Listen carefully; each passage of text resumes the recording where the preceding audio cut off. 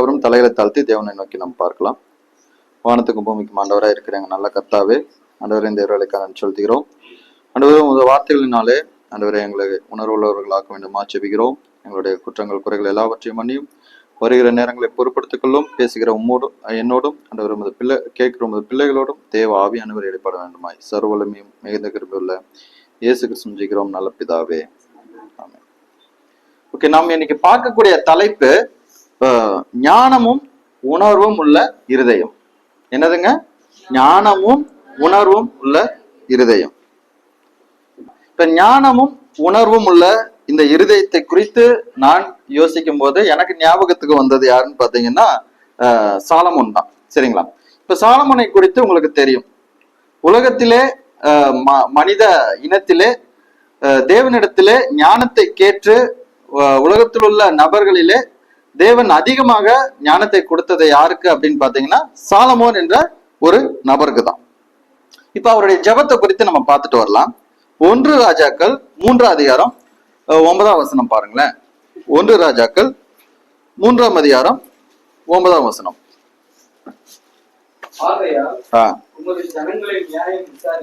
யாருடைய ஜனங்களை? கர்த்தருடைய ஜனங்களை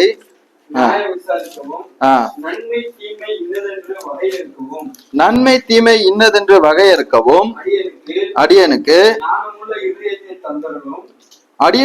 ஞானமுள்ள இருதயத்தை தந்தரலும். சாலமோன் யாருன்னு பாத்தீங்கன்னா இஸ்ரவேலினுடைய ராஜா. முதல் ராஜாவாக இஸ்ரவேல் ஜனங்களுக்கு ராஜாவாக இருந்தது யாருன்னு பாத்தீங்கன்னா சவுல் என்ற நபர். சவுலுக்கு அப்புறம் தாவீதினுடைய மகனாக வரக்கூடிய சாலமோன் இஸ்ரவேல் தேசத்தினுடைய ராஜாவாக ஏற்படுத்தப்படுகிறார். அந்த ராஜாவாக ஏற்படுத்தப்பட்ட சாலமோன் தன்னை ராஜாவாக ஏற்படுத்திய தேவனிடம் அவர் கேட்கிற ஒரு விண்ணப்பம் என்னவென்று பார்ப்பீர்கள் என்றால், உமது ஜனங்களை நியாயம் விசாரிக்கவும் நன்மை தீமை இன்னதென்று வகையறுக்கவும் அடியனுக்கு ஞானமுள்ள இருதயத்தை தந்தரலும். அப்ப ஞானத்தை குறித்ததான முக்கியத்துவத்தை அறிந்திருந்தாதான் ஞானத்தை குறித்து ஒருத்தர் கேட்க முடியும். கரெக்டுங்களா? சரி, இப்ப நான் இஸ்ரவேல் ஜனங்கள் ஒரு பெரிய ஜனக்கூட்டம், ஒரு பெரிய தேசம், உலகத்துல இருந்த தேவனுடைய பிரதிநிதியாக இருந்த ஒரு தேசம். அதை வழிநடத்துவதற்கு கண்டிப்பாக ஞானம் அவசியம். அது தேவனிடத்திலிருந்து அது பெற்றிருந்தா கண்டிப்பாக அந்த ஜனங்களை தேவனுக்கு பிரியமான வகையில அவங்க என்ன பண்ண முடியும்? வழி நடத்த முடியும். அவர்களை விசாரிப்பதற்கும் நன்மை தீமை இன்னதென்று வகையறுவதற்கும் ஞானம் அவசியம் சொல்லி சாலமோன் ஜெபித்ததை பார்க்கிறோம். இப்ப நாம எதை வழி நடத்துறோம்? நமக்கு ஞானம் அவசியமா? ஏன்? ஓகே, வெரி குட், நல்ல ஆன்சர். ஒரு கிளாப் பண்ணிடலாமா? ஓகே, நிறைய பேர் என்ன நினைச்சுக்கிறாங்க அப்படின்னா அவங்க ஆத்மா வந்தா போதும் அப்படின்னு நினைச்சுக்கிறாங்க. ரட்சிக்கப்பட்ட ஒவ்வொரு ஆத்மாவுக்கும் அவர்கள் ஒருவேளை கணவன் ரட்சிக்கப்பட்டிருந்தா மனைவிய ஆண்டவருக்குள்ளாக வழி நடத்த வேண்டியதும், ஒருவேளை மனைவி ரட்சிக்கப்பட்டிருந்தா கீழ்ப்படிதலினாலே கணவனை ஆதாயப்படுத்துவதும் தேவன் கொடுத்த பொறுப்பு. அப்ப ஒரு குடும்பமாக ஆண்டவருக்குள்ளாக அவர்கள் தங்களுடைய சிந்தனையை இருதயத்தை திருப்பும் போது அவர்கள் ஞானமாக பூமியிலே வாழ்வதற்கு தேவனுடைய ஆலோசனை அவர்களுக்கு மிக மிக அவசியம். சரி, புரியுதுங்களா? அப்ப சாலமோனுக்கு எப்படி தேசத்தை வழிநடத்துவதற்கு ஞானம் அவசியமாக இருந்ததோ அதே போல இன்றைக்கு நமக்கும் கூட தேவனுடைய ஞானம் மிக மிக அவசியமாக இருக்கிறது. இப்ப ஞானமும் அவன் ஜெபித்த பிரகாரமாக ஞானமும் உணர்வும் உள்ள இருதயத்தை தேவன் அவருக்கு தந்ததை அதே 3ஆம் அதிகாரம் 12ஆம் வசனங்கள் படி பாருங்களேன்.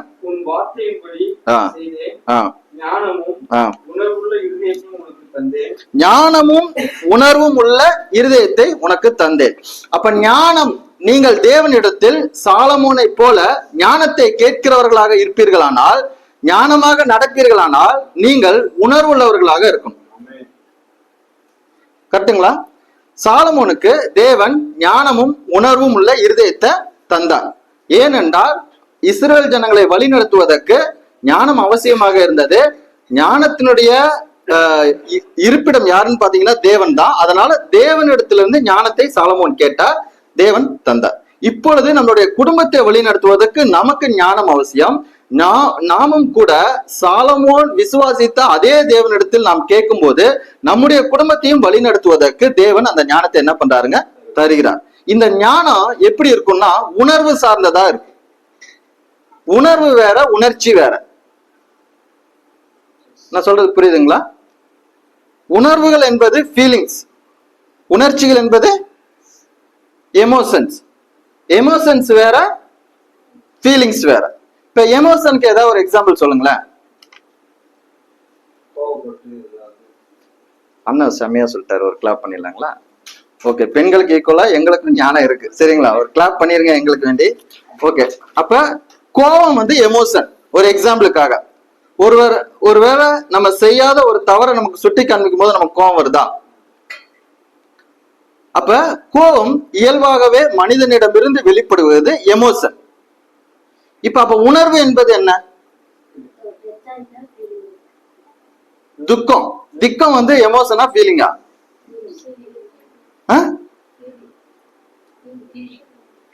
ஃபீலிங். சரி, ஓகே, செக் பண்ணி பாருங்க. கோபம், துக்கம், பயம் இது எல்லாமே உணர்ச்சிகள் சார்ந்ததாக இருக்கிறது. உணர்வுகள் என்பது விசுவாசத்தினாலே கீழ்ப்படிவதும் ஆறுதலும் நம்பிக்கையும் சார்ந்ததாக இருக்கிறது. புரியுதுங்களா? அப்ப உணர்வுகள் தேவனை நான் விசுவாசிப்பதனாலே, தேவனுடைய வார்த்தையை நான் அறிவதனாலே, தேவனுடைய வார்த்தைக்கு நான் கீழ்ப்படிவதனாலே, நான் தேவனுடைய ஞானத்தினாலே உணர்வுகள் மூலமாக தேவனுடைய ஞானத்தினாலே வழி நடத்தப்படுகிறது ஒன்று இருக்கிறது. உணர்ச்சிகள் என்பது மனிதனுக்கு இயல்பாகவே இருக்கக்கூடியது. அவனுக்கு கோபம் வரும், அவனுக்கு பயம் வரும், அவனுக்கு வேதனை இருக்கு, அவனுக்கு துக்கம் இருக்கு. இது எல்லாமே உணர்ச்சிகள் இருக்கு. உணர்ச்சிகள் வேறு, உணர்வுகள் வேறு. உணர்வுகளின் அடிப்படையிலே வழிநடத்தப்படுவதை தேவன் விரும்புகிறாரே தவிர உணர்ச்சிகள் அடிப்படையில வழிநடத்தப்படுவதை தேவன் விரும்பல. சரி, இப்ப இன்னும் கொஞ்சம் கூட நம்ம கொஞ்சம் சில யோசனைகளை பார்க்கலாம். இப்ப சிலருக்கு பாத்தீங்கன்னா, இப்ப ஆண்டவருடைய ஞானத்தினால அவங்க நடப்பதற்கு அவங்க சபைக்கு வந்தாதான் ஞானமா நடப்பாங்க. பாத்திருக்கீங்களா? வீட்டுல போனா அவங்களுக்கு என்ன வேலை செய்யாது, வேலை செய்ய மாட்டேது, கரெக்டா? ஆனா சபைக்கு வந்தா என்ன பண்றாங்க? நல்லா பாட்டு பாடுவாங்க, நல்லா கிளாப் பண்ணுவாங்க, நல்லா சத்தத்தை உயர்த்தி நல்ல டோனோட மியூசிக் போட்டு இதெல்லாமே பண்ணுவாங்க. அவங்க அந்த 3 மணி நேரம் பரவச நிலையில இருப்பாங்க. அது வந்து உணர்வா, உணர்ச்சியா? உணர்ச்சி. இப்ப தெளிவாயிட்டாங்கன்னு நினைக்கிறேன். ஓகே, அப்ப உணர்ச்சிகள் மூலமாக வழிநடத்தப்படுவத அது வந்து தேவனுடைய ஞானமும் இல்ல, தேவன் அதை விரும்புறது இல்ல. உணர்வுகள் மூலமாக வழிநடத்தப்படுவத தேவன் விரும்புறார். அப்ப சாலமோனுக்கு தேவன் ஞானத்தை தந்தவர், உணர்வுள்ள இருதயத்தை தந்தார். அவன் விசுவாசத்தினாலே கீழ்ப்படிதலினாலே ஆறுதல் பெற்றவனாக, நம்பிக்கை உடையவனாக, நடக்கக்கூடியவனாக இருந்தான். நீங்களும் கூட தேவனிடத்திலிருந்து ஞானத்தை கேட்பவர்களாக இருப்பீர்களானால் உணர்வுள்ளவர்களாக நடக்க வேண்டுமே தவிர உணர்ச்சிகளின் அடிப்படையிலே நடக்கக்கூடியவர்களாக இருக்கக்கூடாது. ஒருவேளை உணர்ச்சிகள் உங்களை கட்டுப்படுத்துகிறதாக இருக்குமானால் நீங்கள் பாவம் செய்கிறவர்களாக மாறிடுவீங்க. கோபம் கொண்டாலும், அப்ப கோபம் உணர்வா, உணர்ச்சியா? அப்ப உணர்ச்சி என்ன பண்ண வைக்கும் நம்மள? அப்ப நம்ம பாவம் செய்யக்கூடாது என்பதை தேவனுடைய ஆலோசனை சொல்லுது. அப்ப உணர்ச்சி வசப்படுவதனாலேயோ உணர்ச்சிகள் மூலமாவோ நம்ம வழிநடத்தப்பட்டோம்னா நாம் தவறுவதற்கு வாய்ப்புகள் இருக்கு. ஆனால் தேவனுடைய ஞானத்தினாலே விசுவாசத்தை கொண்டு ஆறுதலும் நம்பிக்கையும் உடையவர்களாக, உணர்வுடையவர்களாக நடப்பீர்களானால் பரிசுத்த ஆவியானவர் உங்களை வழி நடத்துவார். அவருடைய உணர்வுகள் உங்களுக்கு தருவார். நீங்கள் தேவனுடைய ஞானத்தினாலே பூமியில நடக்கக்கூடியவங்களாக இருப்பீங்க. இப்ப தேசத்தை வழி நடத்துகிறதுக்கு சாலமோனுக்கு ஞானத்தை தந்த அதே தேவன் தான் இப்ப குடும்பத்தை வழி நடத்துவதற்கு நமக்கும் ஞானத்தை தருகிறவராக இருக்கிறார். அப்ப குடும்பத்தை வழி நடத்துகிற உங்களை பார்த்து நான் சொல்லுகிறேன், உணர்ச்சி வசப்பட்டு குடும்பத்தை வழி நடத்தாதீங்க. பரவசம் மூட்டதுக்கு வழி நடத்தாதீங்க. பரவசரம் மூட்டுகிறது தற்காலிகமானது, 3 மணி நேரத்துக்கு அப்புறம் சுவிட்ச் ஆஃப் ஆயிடாது. ஆனா உணர்வு எப்பவும் இருக்கும். தேவனுடைய ஆறுதலும் நம்பிக்கையும் சமாதானமும் விசுவாசமும் எப்பொழுதும் இருக்கக்கூடியது. எப்பொழுதும் இருக்கக்கூடிய உணர்வுகளினாலே நீங்கள் வழிநடத்தப்பட்டால் தேவனுடைய ஞானத்தினால நடக்கிறீங்கன்னு அர்த்தம். இல்ல அப்பப்ப வந்துட்டு போற உணர்ச்சிகளினால நீங்க வழிநடத்தப்பட்டீங்கன்னா தேவனுடைய ஞானம் இல்லாம நீங்க வழி நடக்கிறீங்கன்னு அர்த்தம். உணர்ச்சிகளினால வழி நடத்தப்படுறீங்கன்னு அர்த்தம். அப்ப நீங்க இன்றைக்கு நீங்கள் விசுவாசிக்கிற அந்த தேவனிடத்துல நீங்கள் உணர்வுள்ளவர்களாக உங்களுடைய குடும்பத்தை வழிநடத்துவதற்கு நீங்க கேட்கக்கூடியவங்களாக இருக்கும். சரிங்களா?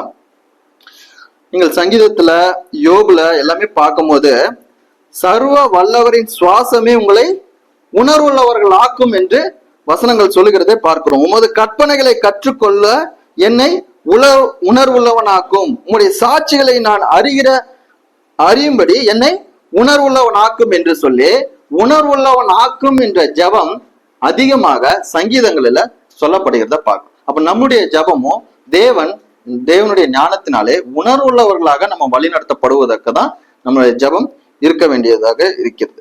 உணர்ச்சிகள் மூலமாக நம்ம வழிநடத்தப்படக்கூடாது. இப்ப சாலமோன் தேவனுடைய ஞானத்தை கேட்டான். தேவன் கொடுத்தாரா? கொடுத்தார். இப்ப சாலமோன் தேசத்தை ஞானத்தினாலே வழி நடத்தினானா இல்ல தவறி விட்டானா? தவறி விட்டான். எப்படி தவறினவன்? தேவன் ஞானத்தை கொடுத்தாரு, ஆனா சாலமோன் என்ன பண்ணிட்டாரு? அவ்வளவுதான் மேட்ரு. உணர்வுள்ள இருதயத்தை கொடுத்தாரு, ஆனா அவன் உணர்ச்சி வசத்தினால வழி நடத்தப்பட்டான். கடைசியில் என்னாச்சு? பல்வேறு மனைவிகளும் பல்வேறு மரமணி ஆட்டைகளையும் கட்டிக்கிட்டான். அவனுடைய மனைவிகள் அவன் இருதயத்தை அந்நிய தேவர்களை பின்பற்றும்படி செய்ய பண்ணினார்கள். 1 ராஜாக்கள் 11 அதிகாரம் 4 வசனம். 1 ராஜாக்கள் 11:4.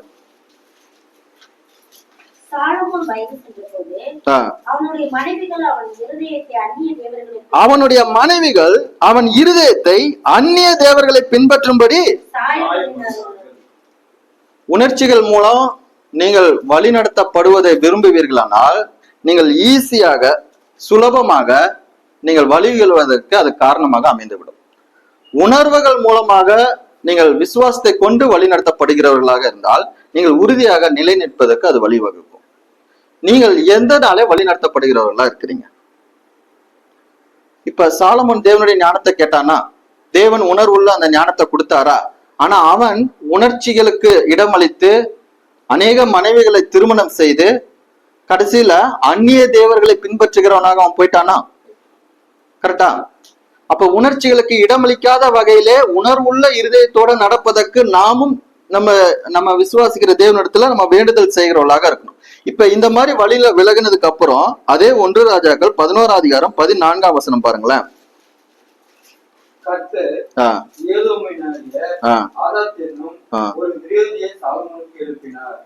விரோதியை யார் எழுப்புறா? உணர்ச்சிகளின் அடிப்படையிலே நீங்கள் வழிநடத்தப்பட்டீங்கன்னா உங்களுக்கு எதிராக எதிரிகளை யார் எழுப்ப பண்ணுவா?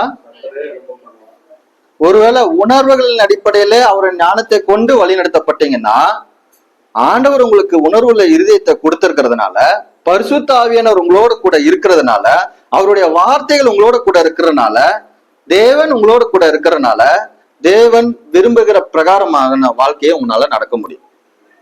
அந்த உணர்வுகள் இல்லாம உணர்ச்சிகளினால நீங்கள் வழிநடத்தப்பட்டீங்கன்னா உங்களை சுற்றி இருக்கிறவர்களே உங்களை எதிராளியாக மாறுவதற்கும் வாய்ப்பு இருக்குது. நீங்கள் வழி விலகி போய் தேவனுக்கு விரோதமான பாவங்களை செய்து விழுந்து போவதற்கு என்ன பண்ணுதுங்க? வாய்ப்புகளை ஏற்படுத்திவிடும். அதனால ஞானமும் உணர்வும் உள்ள இருதயம் உடையவர்களாக நீங்கள் தேவனால் அவருடைய விசுவாசத்தை கொண்டு நீங்கள் வழி நடத்தப்படும் போது அது தேவனுக்கு பிரியமான ஒரு வாழ்வாக இருப்பதற்கு ஜாஸ்தி வாய்ப்புகள் இருக்கு. அப்ப நீங்களும் உணர்வுள்ளவர்களாக உங்களுடைய குடும்பத்தை வழிநடத்துவதற்கு உங்களை அனைவரையும் நான் அன்புடன் வாழ்த்துகிறேன். கர்த்தர் தாமே இந்த வார்த்தைகளை உங்களுக்கு ஆசீர்வதித்து தருவார். தேங்க்யூ.